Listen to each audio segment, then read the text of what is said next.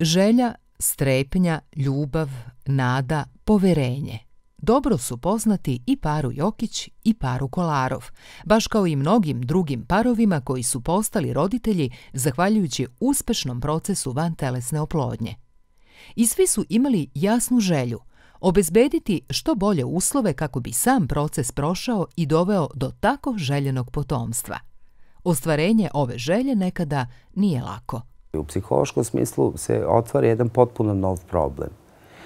A taj problem jeste, generalno za sve žene koje se podvrgavaju ovim procedurama, jeste jedan raskorak između prirodnih uslova u kojima se vrši reprodukcija i ovih veštačkih, artificijalnih uslova u kojima se ona događa u okolnostima vantelesne oplodnje. Naime, ono što je potrebno i što je neophodno, što može biti da prinese uspešnosti ovih procedura, jeste opuštenost. Jeste stanje bez nervoze, bez napetosti, bez iščekivanja. Bolnički uslovi retko kad pružaju, ili bar se mi trudimo u ovoj našoj ustanovi, da pružimo upravo takve uslove, da pomognemo ženama, odnosno parovima, da kroz ovaj proces prođu na najprirodniji, na najopušteniji, najbezbolniji način.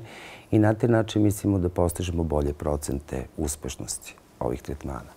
Deca kao plod ljubavi su često dovoljna da se potisne jedna od dilema da li je i stres uzrok ili posljedica bračne neplodnosti. Pa mi imamo dve vrste stresa. Imamo stres usled toga što jedan par mora da se suoči sa svojom neplodnošću, što nikako nije prijatno i saznanje koje bi nekog uspokojilo, nego koje svakako uznemiri taj par i poljulja njihov partnerski odnos. To kad kažem poljulja, dovede ga u krizu. Druga vrsta stresa proističe iz samih, kao što smo malo čas napomenuli, iz bolničkih uslova, iz okolnosti u kojima se dešava nešto što nije prirodno, nije spontano, nije baš onako kako bi trebalo da se desi i kako se dešava.